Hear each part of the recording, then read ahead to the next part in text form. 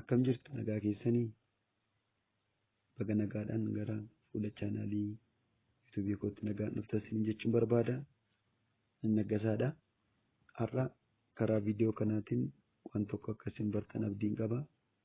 Waan guddaa wanta namoonni dagatee osoo hin beekin iccitiisaa ittiin bahu akkamitti iccitiisaa eeggachuu akka danda'u karaa feesbuukii keessanii kana waan tokko isin barsiisuu barbaadeetani. Namni tokko deeskitooppii laaptooppii biroo irratti galee irraanfatee deemuu danda'a. Kanarraa kan ka'e namni immoo achitti fayyadama. Bilbila namaatiin feesbuukii seenanii otoo fayyadamanuu otoo loogaawutiin godhin dhiisanii deemuu sanaa booda namni seenee icciitii namaa ilaaluu danda'a.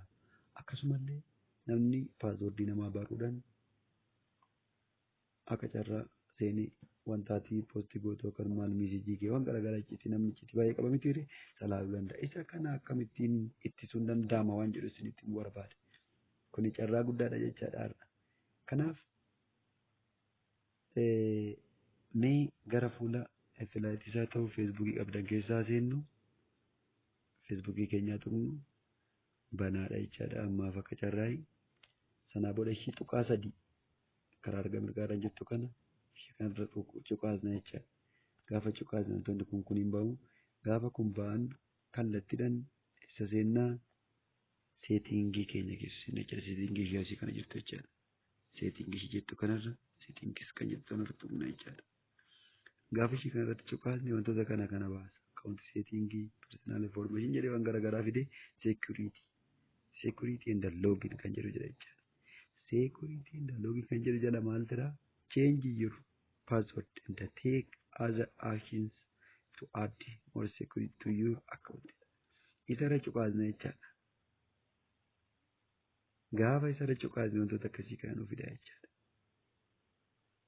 Amma fakkeenya akkaawuntiin kun Infinix X4 active kan jedhu kana amma ana turre jechaadha. Sanitti seenee jira. Achii gadoo kan garaagaraa tarraanii jiru jechaadha. Siimoor kan jedhu kanarratti yoo cuqaastan eessa akka gale, yoom akka gale, eessa fa'aa akka jiru nu argisiisa jechaadha. Mee irratti hin cuqaasa siimoor kan jedhu. Argitanii? Iddoo garaagaraa dhaala kan ittiin galame jechaadha. Windoo PC'n galeeraa iddoo inni irraa galame appilikeeshinii ittiin galan Androidii jedhu kanarraa galameera. Infinix X4 kan jedhamu kanarraa galameera.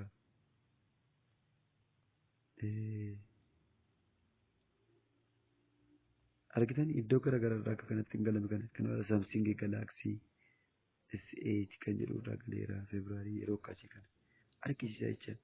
Tarii ammoo otoo warreen amma galaman kana keessa amma ilaalaa jiru ta'ee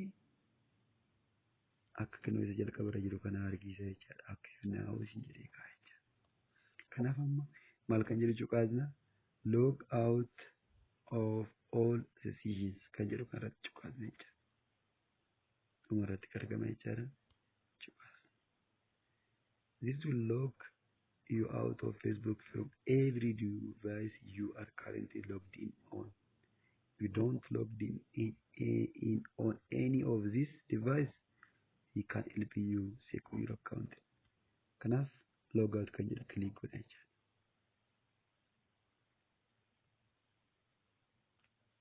Argitanii amma active ta'e kan jiru isan ittiin seenee jiru kana qofa jechaadha. Kan jiru jechaadha warreen duraas.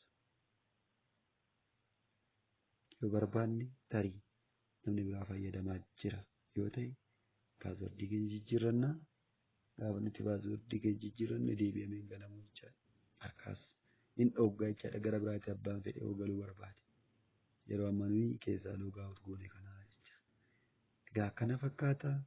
Isa kanatti guddaa akka gammaddan abdii guutuun qaba.